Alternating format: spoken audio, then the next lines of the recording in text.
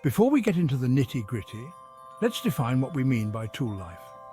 In the simplest terms, tool life is the amount of time a cutting tool can effectively perform its job before needing to be replaced. Think of it as the tool's working lifespan. Now, how do we measure this lifespan? There are a few different ways. One common method is measuring the time a tool can cut a specific material at a defined cutting speed and feed rate before it becomes too dull. This is often called tool life in minutes. Another method involves measuring the total length of material a tool can cut before needing replacement. This is known as tool life in meters. The specific method used depends on the application and the industry. It's important to remember that tool life isn't an exact science. It's influenced by a complex interplay of factors that we'll delve into soon. But having a clear understanding of what tool life is and how it's measured is the first step to unlocking its secrets. Let's talk about the materials your tools are up against. The hardness, toughness, and thermal conductivity of your workpiece play a significant role in determining how long your tools will last. Think of it like this. Cutting through a softwood like pine is a walk in the park compared to tackling a hardwood like oak. The harder the material, the faster your tools will wear down. Toughness, or a material's resistance to fracture, is another factor. Materials with high toughness, like some stainless steels, can be a real challenge for cutting tools, causing them to chip or break down more quickly. Then there's thermal conductivity, which is how well a material conducts heat. Cutting generates a lot of heat, and materials with poor thermal conductivity, like titanium alloys, can trap that heat at the cutting zone. This excessive heat can quickly degrade your tools. Understanding the properties of the materials you're working with allows you to select the right tools and cutting parameters to maximize tool life. It's all about working smarter, not harder. Section 4, the balancing act, cutting parameters and their impact.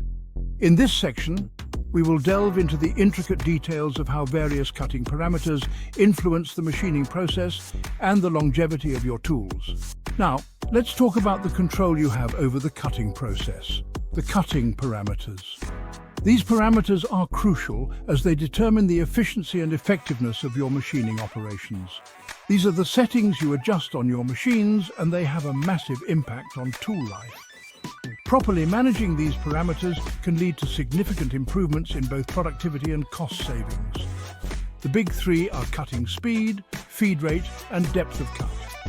Each of these parameters plays a unique role in the machining process and must be carefully balanced to achieve optimal results.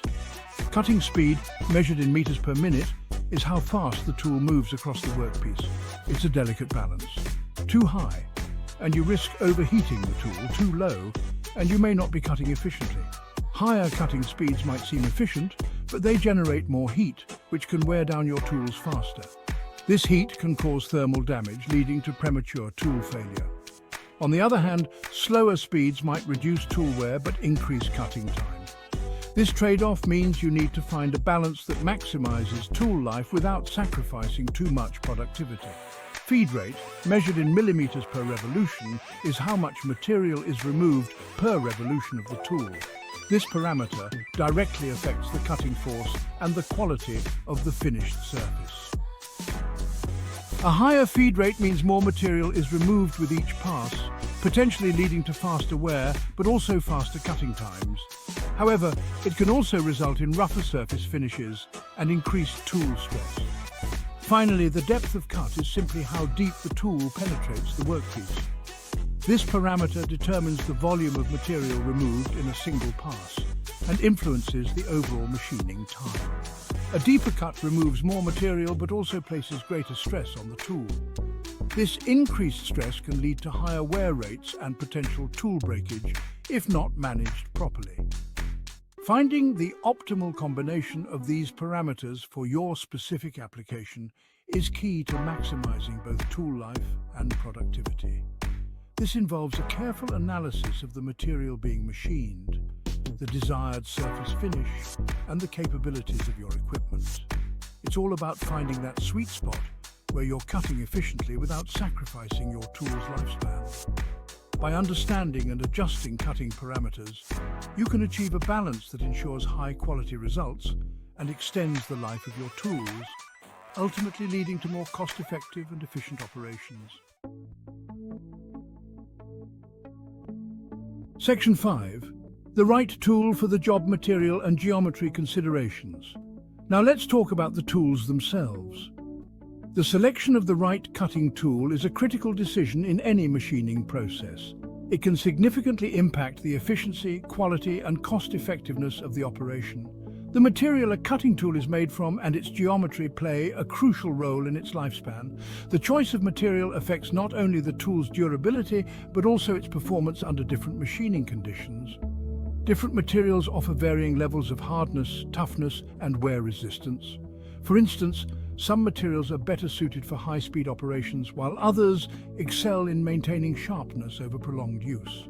For example, high-speed steel or HSS tools are a common choice for many applications. They are known for their versatility and ability to perform well in a variety of cutting conditions.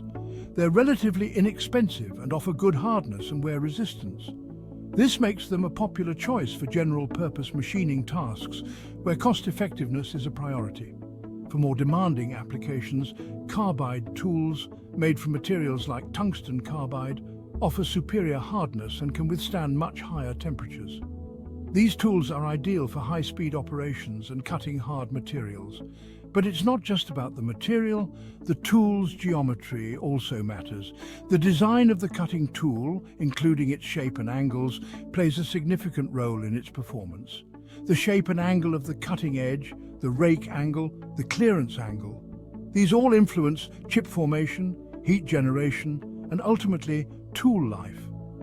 Proper geometry can enhance cutting efficiency and reduce wear. For instance, a sharper cutting edge might seem ideal, but it can also be more prone to chipping or breaking under high stress. This is particularly true in operations involving hard or abrasive materials. A more rounded edge might be more durable, but could lead to increased cutting forces and heat generation. This can affect the quality of the finished product and the overall efficiency of the machining process. Selecting the right tool material and geometry for your specific application is a crucial step in maximizing tool life. It requires a thorough understanding of the machining process and the specific demands of the task. It's about matching the tool's characteristics to the demands of the job at hand. By carefully considering both material and geometry, you can ensure optimal performance, reduce downtime, and achieve the best possible results in your machining.